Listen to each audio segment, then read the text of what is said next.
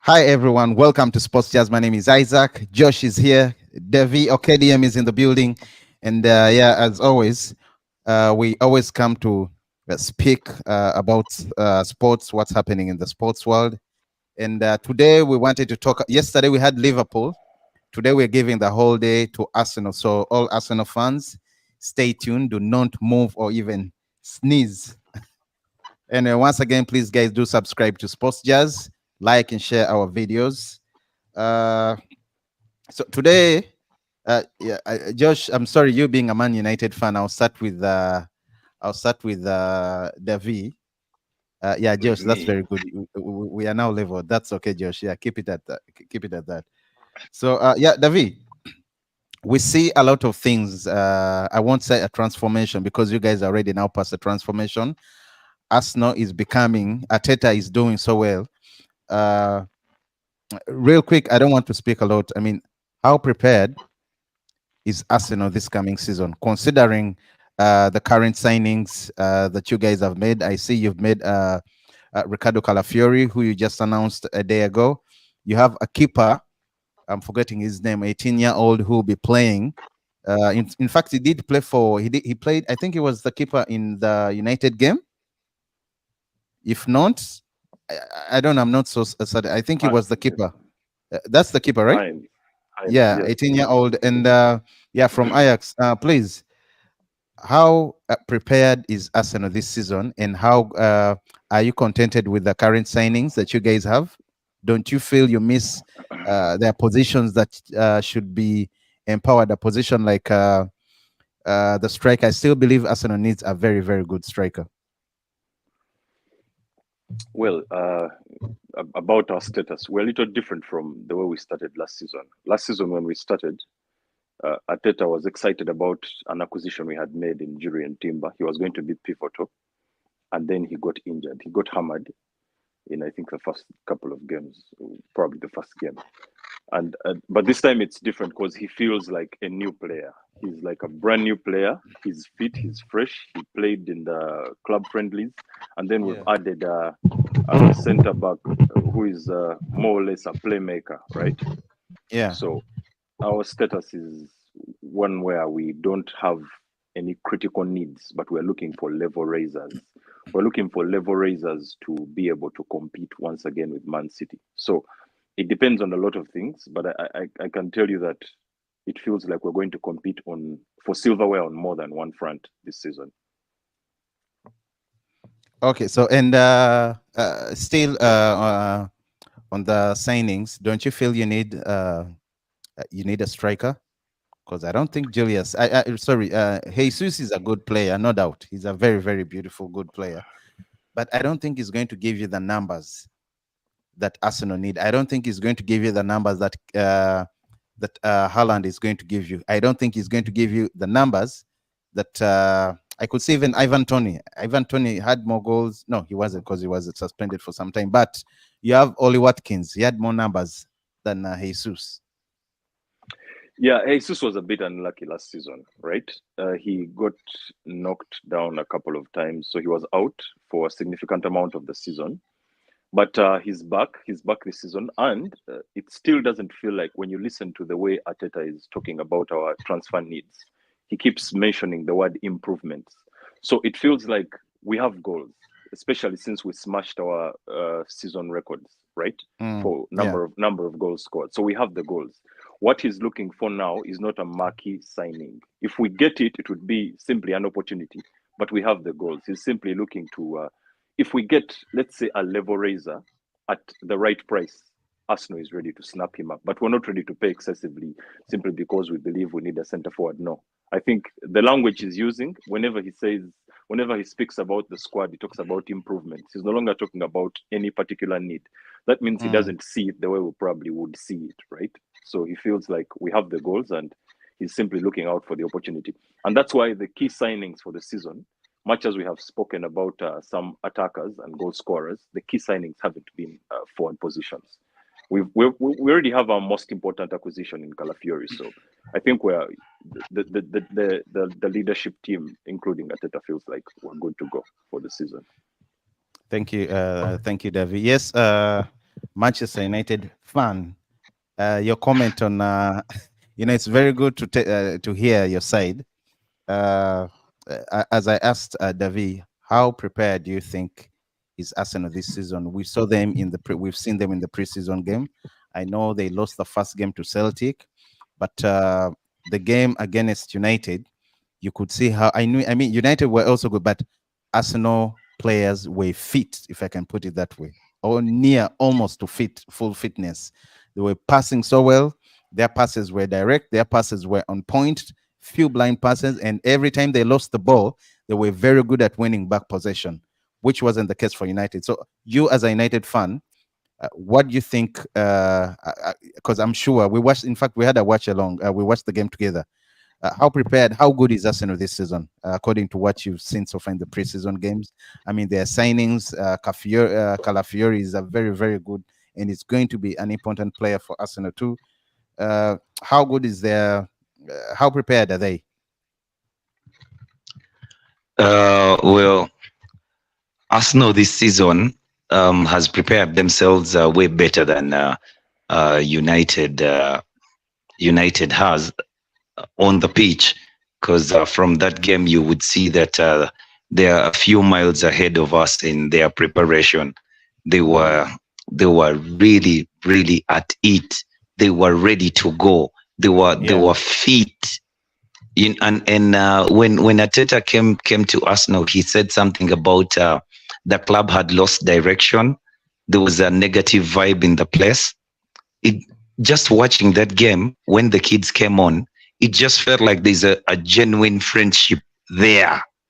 yeah, It felt like everyone is fighting for each other, and they're trying to make things happen for themselves, but also the manager and each other, which is a good thing to see. Ateta has done a tremendous job, as in you can say that he's not won trophies, but finishing 89 points is a trophy of sorts in in itself. For a club that has not had the title since that the Invisible season. yeah. So he's done well, and I think they've prepared really well. You saw that Odegaard and a few of the senior players were given about 70 minutes in that game. By the time a manager gives you 70 minutes in a preseason friendly, he's actually confident that you're almost there. You're getting fit. But you would see Right. United cannot even give could not play most of our players for even 50 minutes.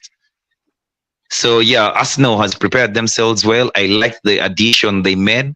They made the addition at left back, which was a problematic spot for them last season. I don't think Tomiyasu is looks good in that team, but Zinchenko. Ricardo Calafiori, Zinchenko, but he's Zinchenko spent most of the season out, Mm. or even when he comes back. I personally, I don't like players who get niggles. I prefer the ones who get injuries and they're laid off and they come back and play football. But the ones who get niggles every 2 weeks, 3 weeks, a month, that they're hard they're not reliable in the end. Okay, So, thank you. but Yeah. Arsenal's done well. Okay, thank you very much, Josh. And still on Arsenal, let's look at Edu, their sporting director. I think we have to give him flowers. He's been brilliant, brilliant. Right from the start, he was recruited. He's made. Is it Edu who got Ateta? Yeah, he's Yeah, responsible for yeah. hiring Ateta, uh, and then the Yeah, I board mean all hires his Edu. choices. Yeah, yeah, and uh, I don't know if he's also, or rather, if the scouting department also falls under his department. I'm just saying. I mean, if he also heads them, why I'm saying this is all his choices from the manager, the players coming in have been very, very excellent. If you look at them when they decided to keep Odegaard and sign him actually from Madrid, you remember he had a loan, then he was supposed to go back, but Arsenal decided to retain him. He kept him. signings for Timber is a very good player. That's so it's correct to say when Ateta says it feels like they've signed a new player. He was out for a very, very long time last season because of an injury, but he's a very, very good defender. You look at players that have just come in. Calafiori. Calafiori is excellent, very, very good. You look at Gabriel and Saliba right now. Saliba. Yeah, one of the best defenders right now. I mean, their wall is really solid. You look at Ben White. Ben White before he joined, he was mid, but Arsenal has transformed him into a very, very good right back. Honestly speaking, and I think I know it's not related, but Southgate missed him. A So chance, my yeah. question is, is Edu's performance, does he deserve to be given another contract? Him and does he deserve to be given another contract, Devi? Yeah. So Ed was issued another contract which ends next year, 2025, right? Of which he had also renewed Arteta's contract up to 2025. Now there's a sequence of events there. And then each of the members of the board also reinforced their tenure on the board. They renewed their tenure on the board. So for me, this points to a certain amount of trust in whatever plan that was set out by Arteta, because you see that the relationship between Arteta and Edu is really, really good. And on top of that, because of that trust and that good relationship they have, but also the belief in the quality of Arteta, he's been given a little more reign over the affairs of the club, almost like the old-fashioned Arsene Wenger's or like Ferguson, that type of manager. He oversees a lot that, let's say, the modern manager may not have access to, right? Or maybe may not have full control over. And that's the situation at Arteta. As Josh mentioned about the club culture, you see that when he had just come, before he could even speak about the transfers, he was talking about the club culture. You know, he was like, everyone needs to come together. He was talking about values. He was talking about non-negotiables. He was talking about a vision, not a vision for the squad, but a vision for the whole club. So you can see that he has been empowered in a way that is unusual for the modern manager, right? I absolutely believe his contract will be renewed come 2025 if it ends. Yeah, and because he's also spoken about when he was issued the award for best manager. The ESPN team sat down for a chat with him and they were asking about his plan. And he said when he was recruited, it was on the back of, he presented a 5-phase plan. He seemed to indicate that we are now at phase 3 and we are above or ahead of schedule, right? Many of the milestones he set out before the board, we have already met. Because as you can see now, in just this year, we're already challenging for silverware. And I don't think that was the plan. I think that came too soon. We're already challenging for silverware. We're smashing performance metrics, goals, control of the game. We're already in the Champions League. We look like we can actually go all the way. So you can see that there is a trust that comes right from the top of the hierarchy at Arsenal, and it flows down to Arteta through the players. They're like one big family. There's a serious belief that something serious is going to happen. So I fully believe he will be renewed. Yeah, Josh. Yes, Josh. How about you? You think Edu is going to get the contract? Yeah, you can actually commend the owners of the club, but Arsenal. Josh, sorry. Shout outs to Nick Fadley. He says Guten Tag. Big up. Yeah.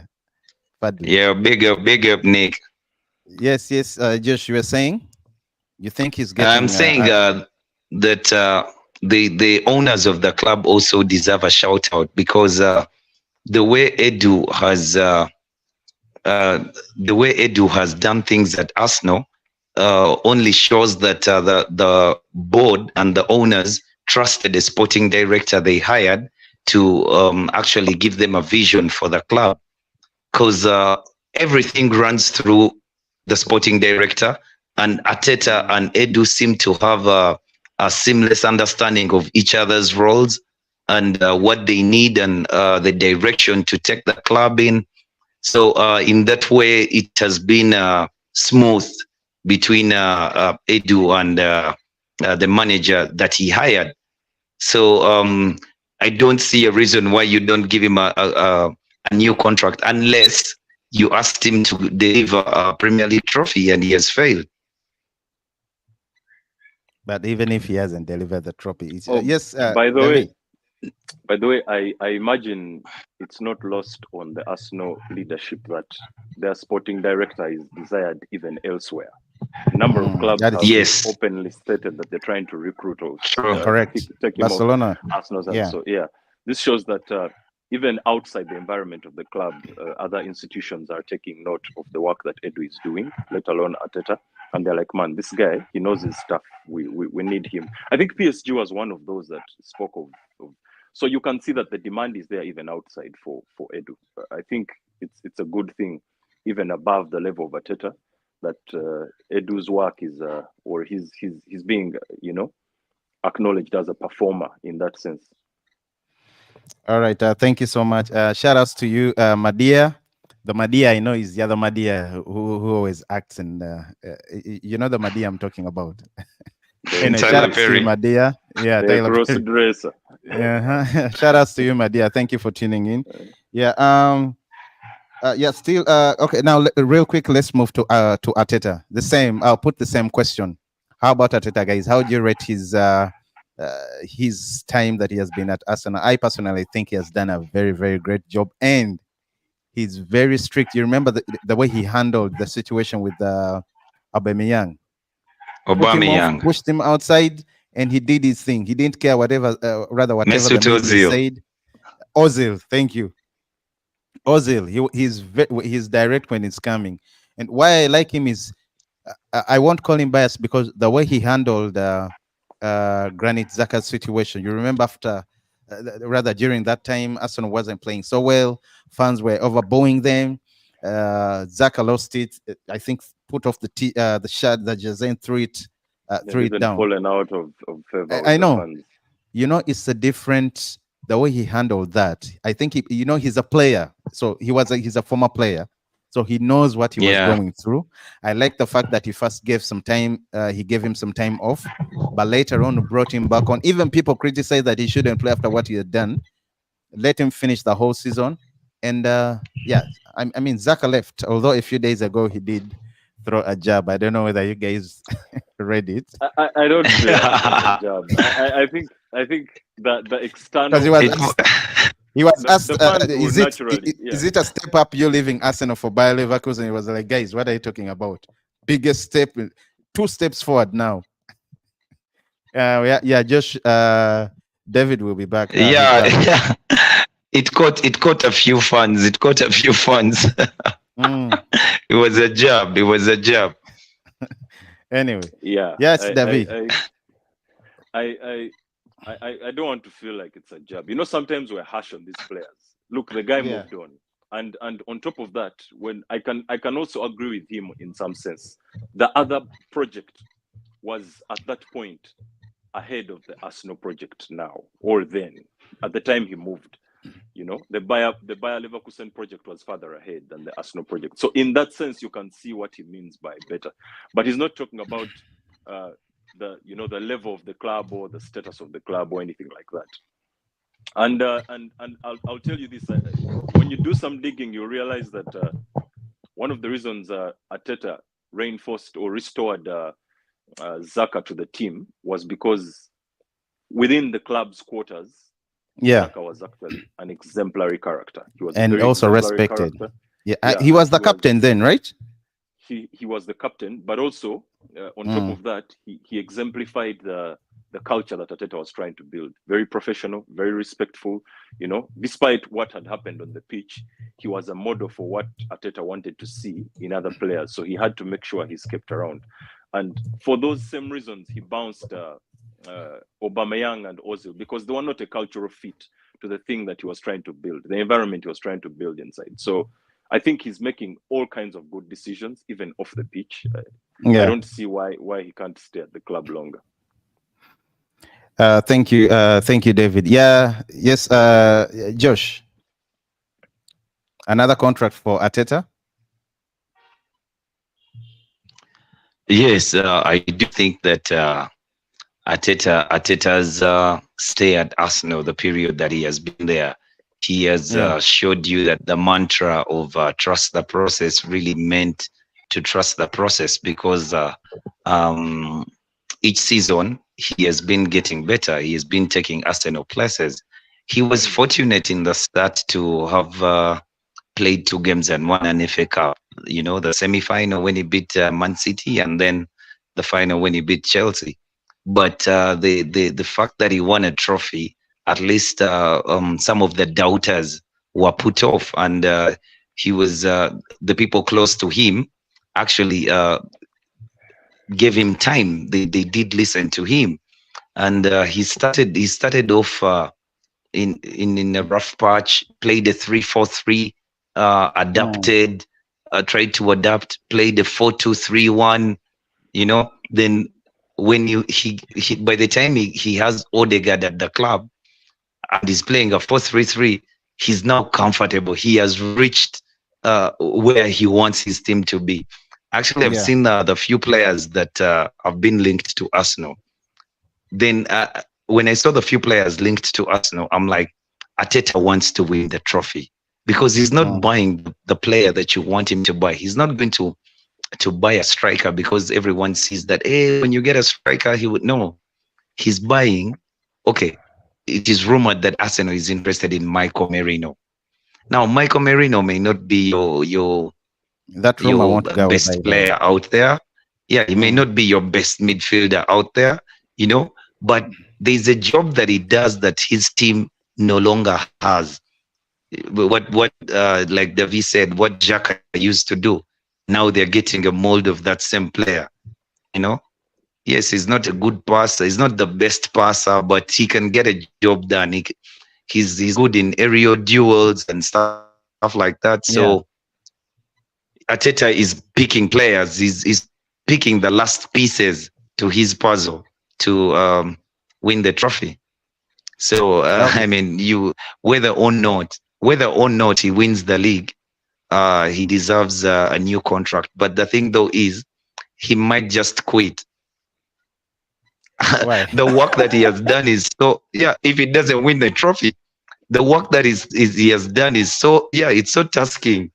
From that time to now, he's been on the brink of winning the trophy twice. I know some people. So not a some third people. time, You Manchester United fan. A third time he might choose to go to PSG or somewhere else. It's not going to happen for me here. Not PSG, but I okay, know whomever at the time. Or United might just look interesting in 2 years. I'm not disrespecting PSG, but I'm just saying there are better options. I mean, Barcelona at one time, it was rumored that he could go replace Xavi. I think he could also do well at Madrid, but he seems to be a Barcelona fan, so there is no way he can go. There are lots of clubs where he can go. Arsenal itself. So here's the thing. Here's the thing with Arteta. When a person like Arteta says we are ahead of schedule, for me, what that gives me is that even the silverware we have taken was just a happy accident. We were not yet at that level. We had not yet met that milestone, right? Because when you look at the first period, when he had just come, I think the first season or the first 2 seasons, the work he did with the squad was putting in place the foundational players. So we saw, for example, we saw a lot of promoting. We saw players who had come from the youth sides becoming more prominent. He set the tone by building a foundation, right? And then after that, we saw that he started acquiring from the market players that would actually plug holes or plug gaps that we could not plug from within the resources of the club. Now, when you look at his approach currently, even this transfer window, we're not buying we're not going for that same kind of talent. We're going for level raisers. So that means the squad has already built a foundation. We took silverware at a foundational place. I don't think that was part of the milestones. So he got players who would complete that, and now he's getting level raisers. You mentioned Merino. Merino is not exactly a level raiser, but it feels to me like there are two You could be a kinds of good squad player. there are two kinds of acquisitions. Some it looks like a signing that reinforces the quality we already have, right? And then a signing like Calafiori, obviously now that's the level raiser, right? So we see that if he's saying we're ahead of schedule, I can't rule it out. Well, I hope it doesn't get to that, but I can't rule it out if he's renewed, despite the fact that we do not get any silverware this season. But what is obvious to the I think eye it would right be a now mistake if he's not given another contract, regardless of whether he wins or he doesn't be a win. blunder. It would Yeah, be a it would be a blunder. blunder. Josh, because okay, But you Yeah. see the nature of the beast is silverware at the end of the day. I mean, like you do 5 seasons with no silverware. Even you might question whether that's the right job for you. You might just want to move on. Which is why you need that relationship, similar to the one Edu has with Ateta and the one Edu has with the board.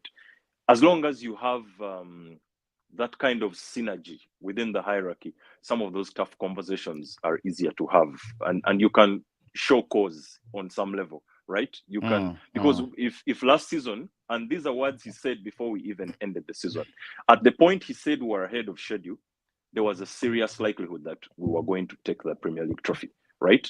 And he was saying we're ahead of schedule. So you can see that there is a belief that things are going to happen and we're hitting the right milestones in stride as we go along. Okay.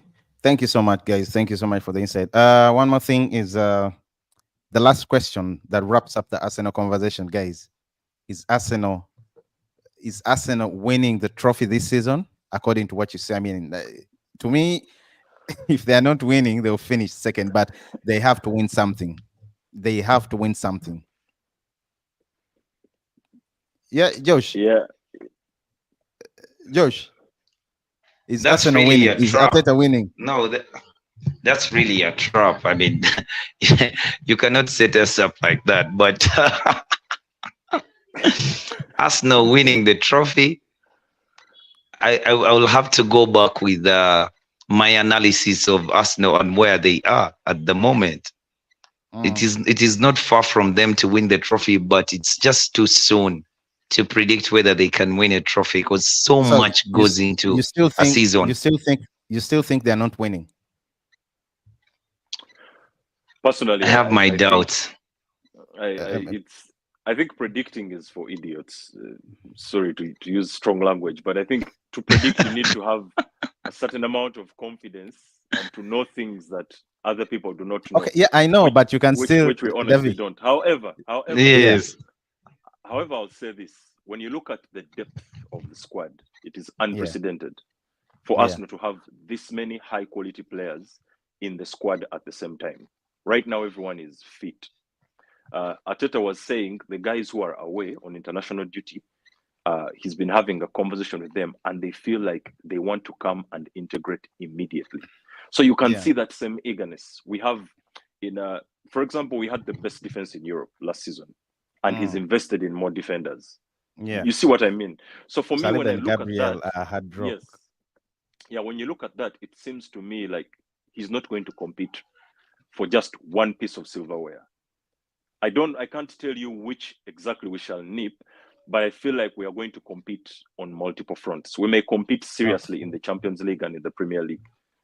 Thank you. I also feel you'll either win. Okay, you have to win a major trophy this season. That's what they I'm may going go for. to say. They may go for a couple. Yeah. Yeah, you're going to win.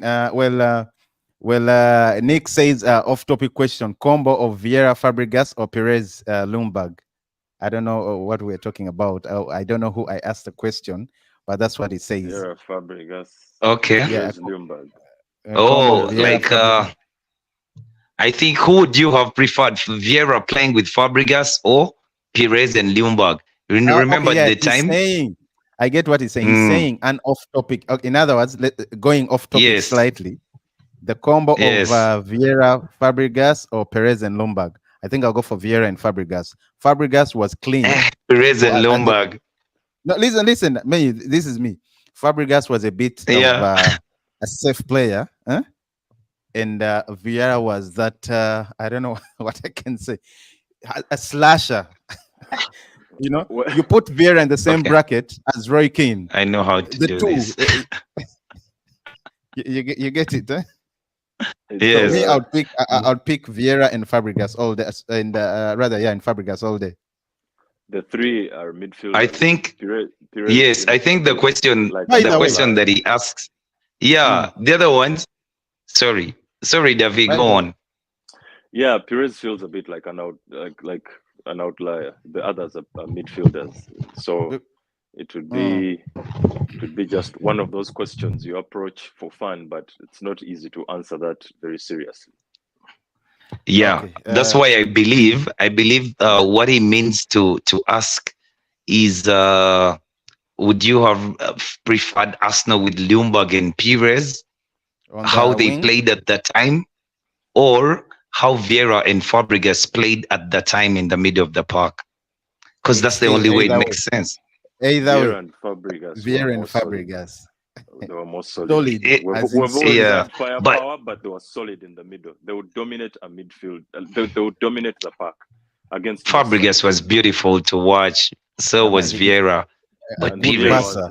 Vieira was an absolute warrior. oh, You just need a player I Ah, like that ask in which your is your side. pick, yeah, he asked which is Vieira, me. Fabregas. Vieira Fabregas. Vieira Anyway, Fabregas, definitely. thank you, Nick. Thank you, Nick. Yeah, Yeah, Vieira, moving on, guys. Fabregas. Yeah, Vieira Thank you, Fabregas were Nick. solid. We're very, very solid. Yeah, guys. I think that's for us in today. Thank you, everyone who has been tuning in. But real quick, let's talk about the transfer. The transfer, just real quick. We see former Aston Villa player El Ghazi has announced, rather signed for Mainz in German, and yeah, he's a German player. Rather, sorry, he's a Mainz player today. Then we have, sorry, real quick, of the rumor of Mikel Merino joining Arsenal also won't go away. I don't know how true it is because they haven't really. There's no concrete bid from Beyond the Arsenal. rumor now. Yeah, and also it looks like Nico Beyond Williams the is But rumor. expected. Nico Williams is expected to stay at Atletico Bilbao next season. Yeah, Nico Williams seems like one of those fantasy things. Eh? I don't think he's ready to make a decision to leave Spain, let alone come to Arsenal. I don't. It will be just one of those fateful things, but I don't expect anything between Arsenal and Nico Williams. Although Mikel Merino, it's no longer a rumor. The club has agreed personal terms with him, so what's left is to hear if the club has agreed a fee with Real Sociedad. I think in this, they meant to say, there's been a very, very strong link suggesting that Nico Williams will join Barcelona, but it looks like it's not happening because that's what it says. And yeah, Tommy Abraham is open to a transfer to AC Milan and also to back to the Premier League, from what I see. Yao Neves to PSG, 60 million euros plus 10 million euros in add-on, plus Renato Sanchez on loan to Benfica is a done deal, bro. That's a very, very, very, very good package. I mean, that's what a strange one. steal! What a steal! yeah, what but a he's going to steal. enjoy his football there. Yeah, he will enjoy his football. He's going to play with Vitinha. How lucky Yeah, can he be? And you have you have Klopp rolling out any return to coaching, as he says he will not be considering the England job because there's been rumors too, and of course, officially announcing that Manchester United has signed Chido Obi Martin from Arsenal. Man, okay, of course I know it's not like he was in Arsenal. No, rather, no, I No, won't say he from was. He Arsenal, was but at Arsenal. no, I know. No, Yeah. I said from Arsenal, but by then he had already left Arsenal. But I think Oh, Arsenal has missed out on a very, very, very good player. They did offer him a new contract worth 15,000 pounds per week, but he turned it down. And the whole man behind it is Nestroy, who it's rumored to have. It's rumored that he convinced him to join United, gave him a good tour around Carrington, and yeah, it looks like he's going to be the third choice striker next season behind Rasmus and Zaxi. Josh, you as a Manchester United fan, real quick in a minute, tell me how excited this is. This sounds to you. it's very exciting news that Man United can do things like this in this day and age. We never thought that United would get back to a place like this. Some Yeah. people were telling us that, oh, you've signed a 16-year-old. I thought you were signing a player to win you the league. We're no longer at that place, and we realized before, when we were with Ed Woodward, we never knew that that was our place. But now we know our place. We know that you can sign a 16-year-old, and in 2 years it breaks into the team. And as long as the talent, the development is there, the kid will break into the team, and you'll have saved some money, and you'll have yourself a very good player.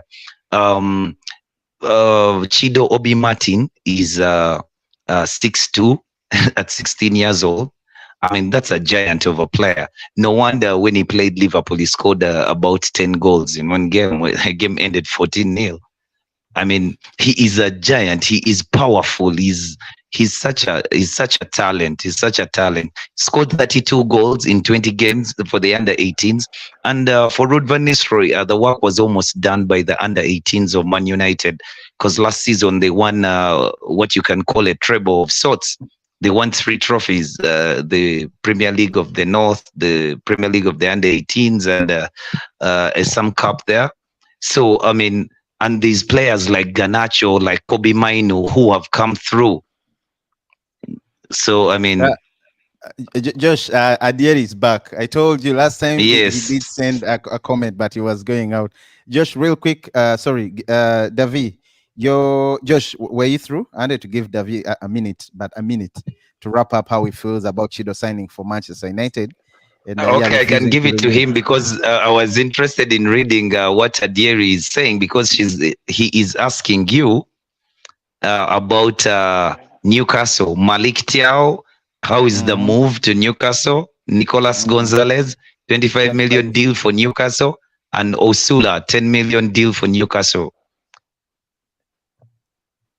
I don't know if those deals are done yet, or they're in the pipeline. So are those confirmed? No, they should be confirmed. By the time he writes about them, because I think it's the second time he's trying to. Last time he did send something, but we were already signing out, so it wasn't possible to do what?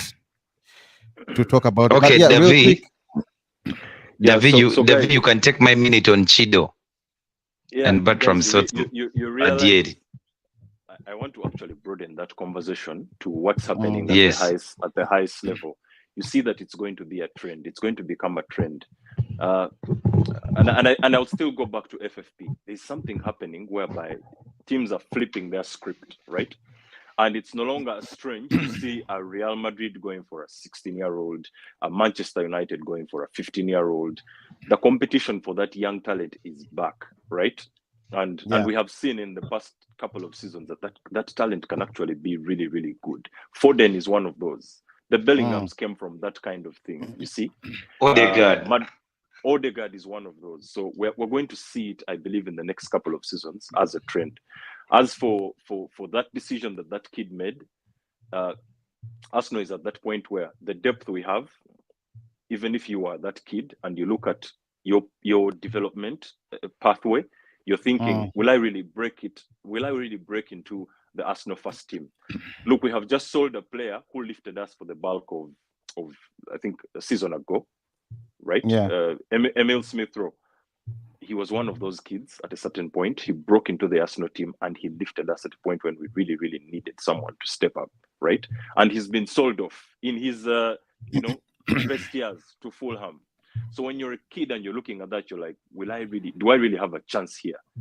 That speaks to how far along the project at Arsenal has gone, because it works in conjunction with the youth levels. I think it's a good thing. A loss to us, but I think it's a good thing for him. Okay, thank you very much. Just to add. Yeah, in 10 seconds, Josh. In 10 seconds, straight. It's all right. Yeah. Okay. Real quick. I think back to Adieri. He's talking about Newcastle. Nicolas signing Nicolas. They made an offer. I don't know how much. He's a player who plays for Fiorentina. He's a winger, a Copa America winner, by the way. That means he's from Argentina, and the 26-year-old also is likely, or in other words, he prefers the move to join Newcastle in the English Premier League. The bid was around, or the bid is supposed to be around 43 million euros, from what I hear. But Arsenal, 36 million, 36 million pounds. But Newcastle only offer 25, and so there's still a tug of war. Newcastle wants to offer very little money, and Fiorentina wants more money because he did put up a very, very good performance in the Copa America that just ended. And on top of that, their team also won the Copa America trophy. Guys, I know this took a bit of our time. We have Manchester United also have agreed to sign a Newcastle 16-year-old winger, Samuel Lusale. That is Ineos for you. They're improving. They're bringing in kids, And also we have news coming in is Sir Jim Ratcliffe did inform Eric Ten Hag to concentrate on building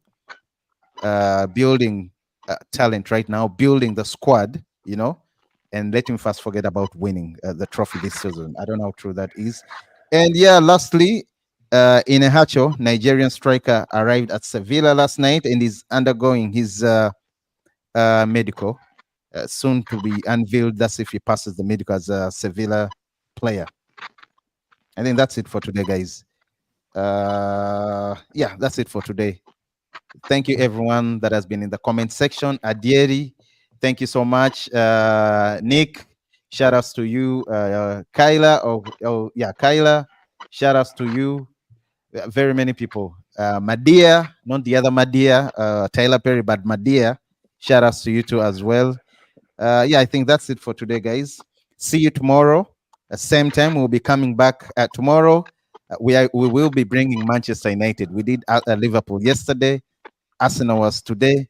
Tomorrow, Manchester United. We will be diving and speaking and analyzing Manchester United, their signings, their recruitment, the new ownership, not ownership, but the new Ineos, because now they have, of course, some shares.